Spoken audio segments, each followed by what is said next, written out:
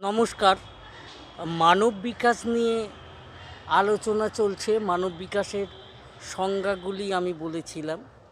এই সংজ্ঞাগুলিকে নিয়ে বিচার বিশ্লেষণ করতে গেলে আমাদের তো দেখতে হবে যে শারীরিক বিকাশের জন্য, মানসিক বিকাশের জন্য, আত্মিক বিকাশের জন্য আমাদের দেশ বা আমাদের সমাজ, আমাদের পরিবেশে কী ধরনের ব্যবস্থা রয়েছে।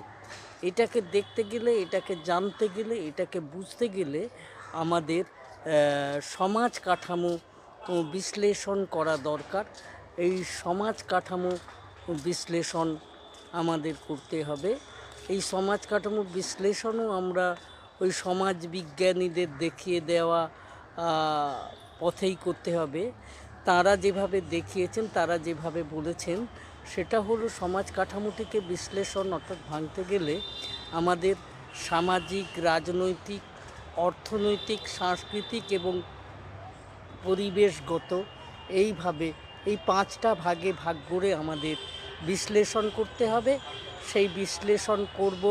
সেই বিশ্লেষণে যাবার আগে এই পর্বটি সমাপ্তি ঘটছে। আপনাদের সকলকে নমস্কার জানাই।